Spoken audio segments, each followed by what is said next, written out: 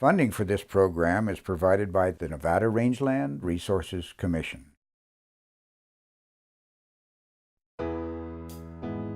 Our society is connected with information and communication technology that has created a world few could have ever imagined. But with that, there is a disconnection from the land we live on and the natural resources that sustain us. But once a year, a group of high school students from all over Nevada follow a tradition decades old and disconnect from the world they know to connect and learn about the world they don't know.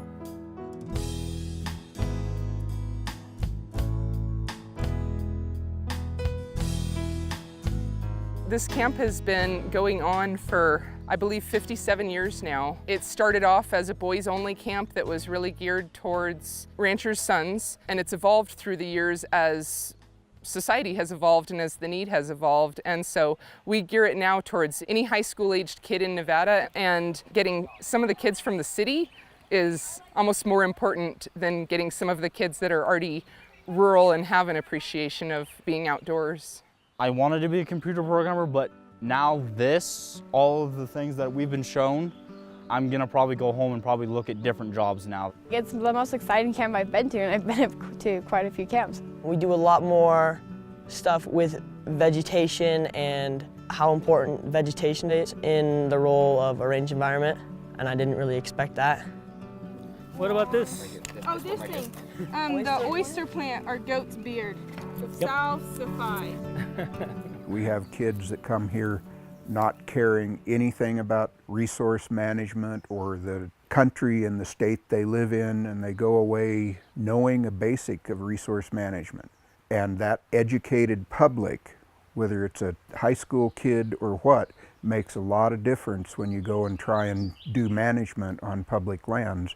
They have a basis to understand what you might be trying to do, and it means a lot to me. So if we have to drive through the reservoir, hold up your feet.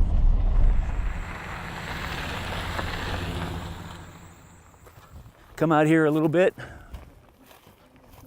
There's 12 different sagebrush that occur across Nevada. At most, you'll probably see about 6 this week, and probably less than that.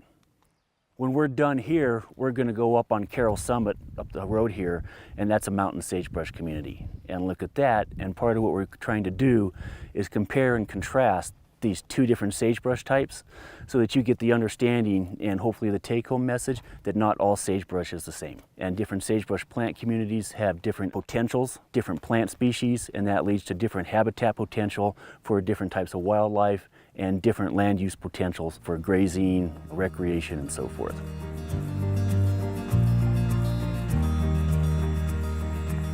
So, we're in an entirely different sagebrush plant community here. This is a high elevation site. Go wander around, write down all the species you can. If you're not sure what it is, bring it back to us and we'll try to get it identified. And be as observant as possible. You know, it's an instantaneous world. There's not as much sit time and think time. And they're not as inclined to do that. They don't like a lot. I shouldn't say they don't like, they're not exposed to a lot of things that happen at a little slower pace where there's more thought time and deep thinking and analytical thinking and so forth. There's an understanding that things are not quite as simple as they thought they were, that when they look out here, when they leave, they tend to see a lot more than when they came, the complexity of it, understanding the issues and so forth. And that's good. You know, I consider that a major accomplishment if you've done that. So Forest Service and BLM contract with us to map their soils for them. We provide them with a map, 1:24 scale map, so they can use after fires for rehabilitation purposes. So once you have a fire, if everything's removed off the landscape, all you have left is the soil. And the soil will retain what was done to it by the plants. So if we're looking at a soil that's pretty shallow, like about a foot deep soil, and it has a lot of clay in that soil profile, and they need to determine what type of plants to replant in that location, based upon that soil profile, we can tell them it's probably low sagebrush that grew there. And then when they put seed on that location, it has a better chance of growing. Me and my ripped jeans in the background and Shane. So what's the difference between the first two locations and this location right here? The clay is closer. Further up in the profile. Yeah. So our root restrictive layer, which we determined clay is a root restrictive layer, right? Yes. Is higher in the profile, making our rooting depth shallower. Okay, does that make sense? Mm-hmm. Then why are trees growing here? Because they have thicker roots. They have bigger roots, they'll go down and through the cracks, they'll cut through the dirt, through the clay. And what do trees do? Do trees just send a root straight down? No, they spread. They spread, and they hold themselves on the landscape. That's why they're not so close together. That's why they're not so close together, exactly. Wow, you guys did learn something. It's like, I know, it's surprising, right? All right, you guys can head back and we'll be done, okay? It is almost 3:40. Don't run like animals because you might trip and fall. Thanks. Distances, so birds that actually will winter in Nevada, some of them, like the sage grouse, migrate. One interesting migration is the blue grouse, which we have in our upper elevations where we've got, conifers, white bark pine.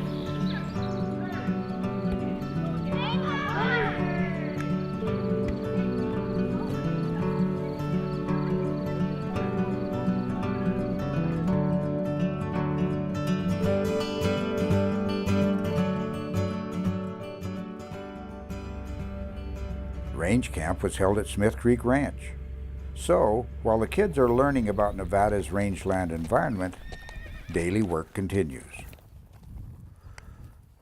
They can be kind of ornery with each other, and so if we spread them out, they pick their own pile and we'll work around. The game plan, I guess today we're going to run down and get some bulls and move them over a couple pens, and we'll be sure to try to push them back or bring them into the pen so that we can do it sometime in the next few days. So we're going to go down into one of these fields here and take these bulls and move them. We're getting ready to turn them out next week, and so we kind of need to check them out and see what we've got going on and get ready to turn them out next week. I think Hal's a little excited. Yeah.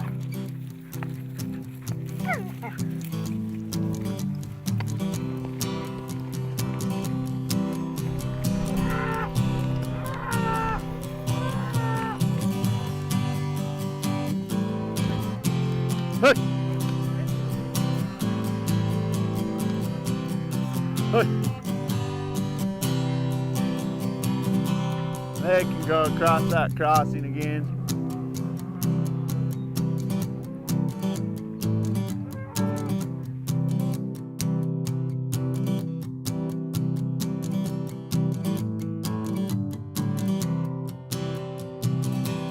Hearty meals for hungry teens are a long-time tradition at range camp. The cook crew makes sure they're fed well.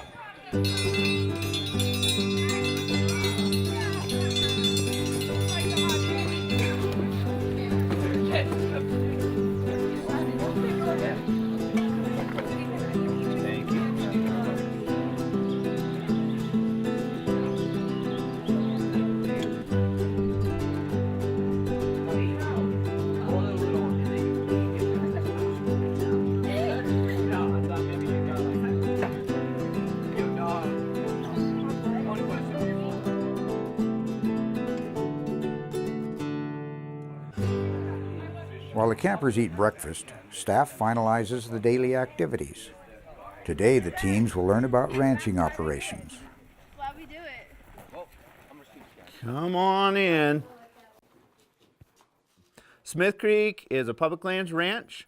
We have 230,000 acres. So if you just visualize 20 miles long by 20 miles wide, that's about how big the ranch is. That is both BLM and private land.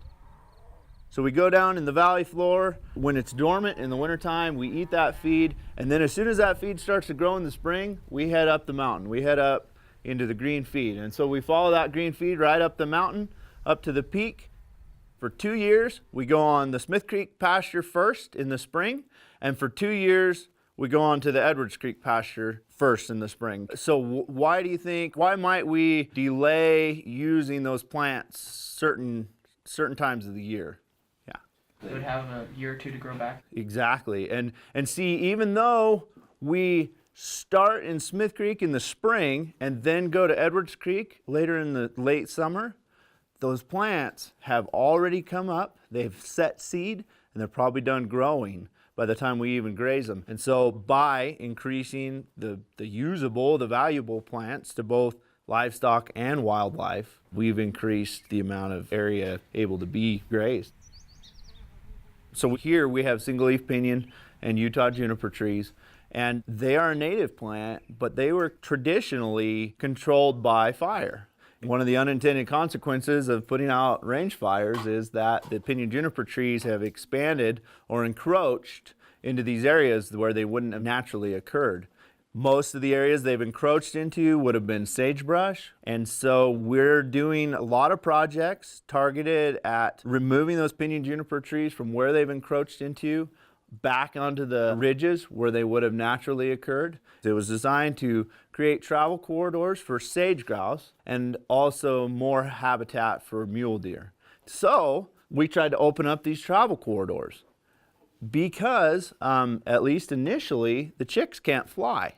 And so the hen would take her chicks and walk them at least partway up the mountain to these uplands.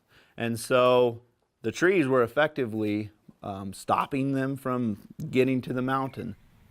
The problem is that these trees, they take over everything. So there's really no opportunity for any other plants to come up, especially when you sit back and you look at sage grouse populations. PJ is the perfect roosting place for different predatory birds.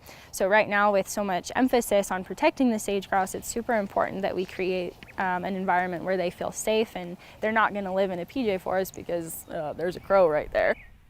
The trees have had an opportunity to encroach on sagebrush ecosystems. So when people say that cutting down pinyon juniper forests are bad, they have to remember that they're not supposed to be there, that they're an invasive species. They have their place, but they have taken over a lot of sagebrush ecosystems. The removal of pinyon and juniper will provide not only corridors for sage grouse, and protect additional loss of sagebrush habitat, it can help create fire breaks, allowing smaller but necessary rangeland fires to burn occasionally. Smith Creek Ranch has involved range camp students in other projects as well, designed to improve the riparian areas of the ranch. As we walk down through here, some of you saw this last year, we're going to see the former range camp project, and on the whole, the success of it. There are a couple places that I may need to come in and do a few things, but really it looks like you guys did a really great job, those of you who were here, and I anticipate good things from this year's group too. Now a big part, and I don't know if we talked about it last year, guys, but a big part of just having trees in the channel, it's kind of a safe place for both riparian plants, but plants in general to start from, because these can't get grazed. And so from here, they can expand up and down the whole channel. So it's partly to catch any sediment, but a lot just to keep grazers from coming in too hard in this channel. And one of the things, this is why I kind of wanted to mention wild horses when we got up here, was one of the things we had here with this meadow, it was an animal magnet for all animals, not just horses. But what we would do, because of our grazing system with the cows, is we would come through here and we would head for the mountain. But even after the cows left, the horses would stay here all summer long. And so what you're looking at of this vegetation is only 2 years of rest. The ranchers fenced off this riparian area to prevent overgrazing by wild horses, which has become a real challenge for land managers. When the Wild Horse and Burro Act was passed, the BLM set a number of horses that the range could sustainably handle on each allotment. And at Smith Creek Ranch, our appropriate management level is between 120 and 190 horses. So 5 years ago, the BLM gathered the wild horses down to that high end of our AML, so down to 200 head. So technically they were still over number, but they were a lot closer to the number. The BLM's estimate is that they increase by 20 to 25% every year, and so we anticipate that we have 500 plus wild horses here.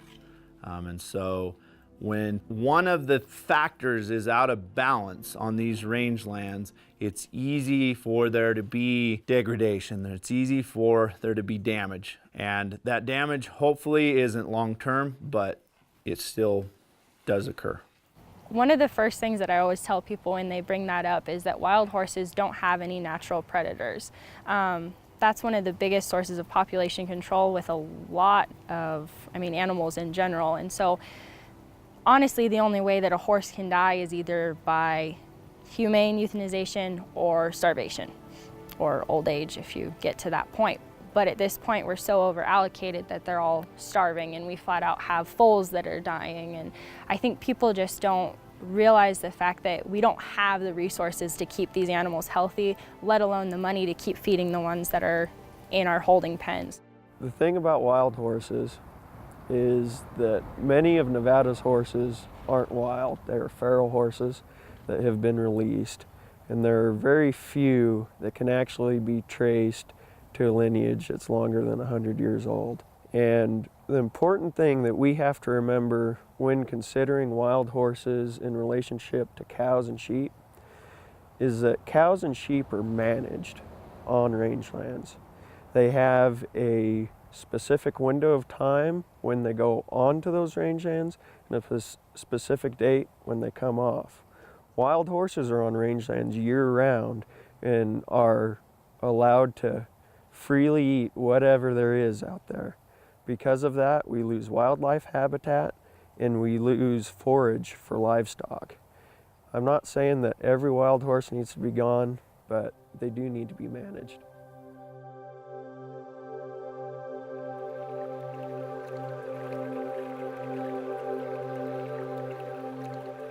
So we used to have narrow, deep, active channels with broad floodplains. They were very stable because they kept their pattern, their meanders, and their form with the floodplain access. All that allowed riparian plants to be very strong, strongly rooted, very healthy, and to slow the water as it goes down through the valley. And if we don't manage for the plants to be healthy, they can't keep their roots strong. And if they're weak, they allow the water to erode the stream bank. And if the stream bank erodes, then too much of the flood is carried in the channel instead of spread across the floodplain. So at this point, we have an incised channel that we're trying to fix. Oh my!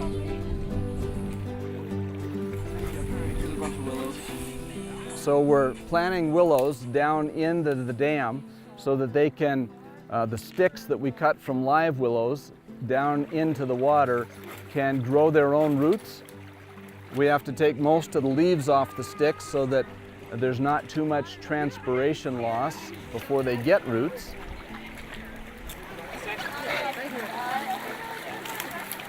The other place that we're going to want some willows is on this side of the dam, in the dam, so that they grow up to support the dam and anchor it. This is really what we want. We have a thick stem and a few leaves, so we can just put this guy up here. Wow, that's a good leaf.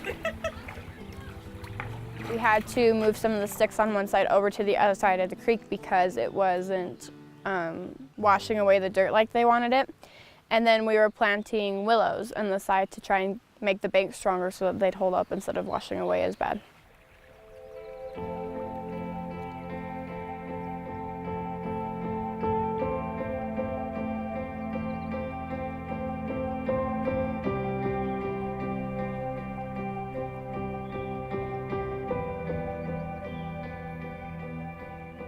Nearly every year, Nevada Bighorns Unlimited provides steaks for dinner at Range Camp, followed by a fireside discussion on the importance of protecting wildlife in Nevada.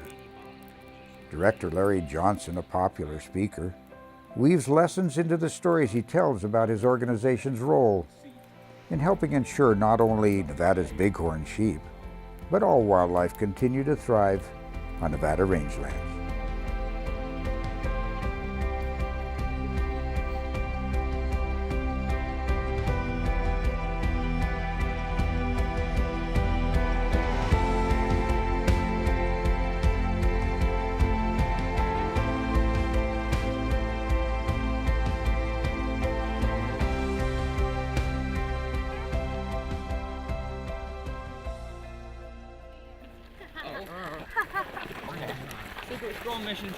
I'm a lab technician at the University of Nevada, Reno. This week we're only out here collecting some data, some well data, and talking to the range camp kids. And I was a range camp participant the past 2 years before this.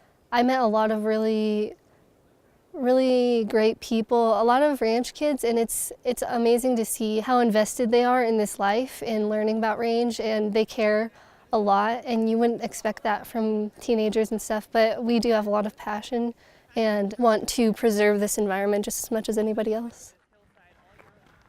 One of the things that's really heavily focused on at range camp is just making sure you take a step back and look at, okay, how is this affecting everything else? How are we doing this right? How are we maybe doing this wrong? What can we change? And I think that really puts a lot of those issues in perspective, especially when it comes to wild horses and wildfire, because immediately, you know, we want to just save all of the wild horses and stop all the wildfires, but sometimes you have to look and realize that that's not necessarily what an ecosystem needs. And I think range camp really illustrates that for students. Over 1,500 Nevadans have attended the Nevada Youth Range Camp over 5 decades. Mark Elston, a prominent Reno financial consultant, attended range camp over 40 years ago. He still has positive memories. I really just like the fact when I went out there that I got to know more about the state I live in. Because having grown up here in Reno, some people don't ever leave Fernley, and they don't realize how beautiful this state actually is and what has to happen to continue to be able to graze on public lands and to hunt on public lands. We're so connected now. And that's the thing I think that I learned more than anything about being out at range camp. There's no connection. I mean, you're out there, just like, you know, our forefathers were. You know, we all drive by at 65 or 70 miles an hour when we go out to Elko or we go to Las Vegas. But if you actually take those roads and go out and see some of these places where cattle graze, and, you know, you've got antelope and all these other animals that are out there living on that ground, it's too bad more people don't get to see that.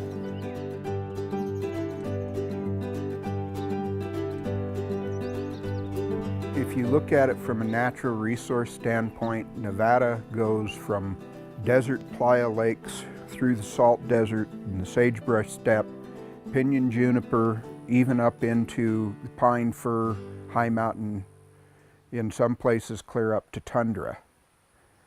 And there's not many states in the nation that can produce that kind of variety and let kids see that much diversity in what's going on. What happens with a lot of our flowers after they flower? They seed. You know, I don't view this as a program to identify future land managers, future people going into natural resources. I think it's just as important for those that don't, but have an interest, because you never know when they're going to get in conversations, might be in high school, might be in college, might be 20 years from now, where they can say, you know, I went to this program and this is what they talked about, and this is what the type of habitat they said grouse need and mule deer and so forth, and getting a little bit of that education out across the public. I think this is a wonderful investment in our future generation. Even if a lot of these participants, these kids, don't go into a natural resource management profession, they'll be better informed citizens, you know. We get 50 of them out there in the community that can understand the issues more in depth. On the final day, the future stewards are given several public land management challenges and put to the test to come up with solutions. So we're going to do an exercise this afternoon, and you all will participate just like people in agency offices and ranches and non-governmental organizations and conservation districts and other walks of life in real life are participating in planning the management of our Nevada rangelands. But we're going to start by figuring out user groups that might have similar sort of interests in mind. When they talk to the BLM, they would all sort of want the same thing. Can we start with ranching? Sure. Anything else? Grazing. The BLM? Okay. Somebody mentioned something about wild horses over here a little while ago. Should we maybe add a wild horse advocacy group? You may begin. The future stewards are divided into groups, each of which must build a management plan that addresses issues such as wild horses, riparian management, and invasive species like pinyon and juniper. What other area is going to be done about wild horses? You could take wild horses from a spot that's way overgrazed and move them to the spot that still has plenty of open space. But if they go to that new spot, couldn't they just overgraze that spot too? For cheatgrass and other invasive species, what are you planning to do about that? We have an area where we're planning on removing juniper and pinyon trees and turning that into a riparian area. And if we could turn it into a riparian area before cheatgrass has a chance to pop up, then cheatgrass wouldn't even be a problem. What are you guys going to do about erosion? We're planning on planting the riparian areas with plants that would help those, like willows, that would help with the erosion control. These young Nevadans hopefully will be among our decision makers, those tasked with ensuring the health of our public lands. And whether they pursue a career in range management, ranching, or as most probably will, an occupation in our urban world, their decisions will surely be influenced by what they have learned this week about our sage and soil, livestock and wildlife, just as those who have attended over the past 50 years have helped to educate others about the rangelands of the West. And that's a good thing.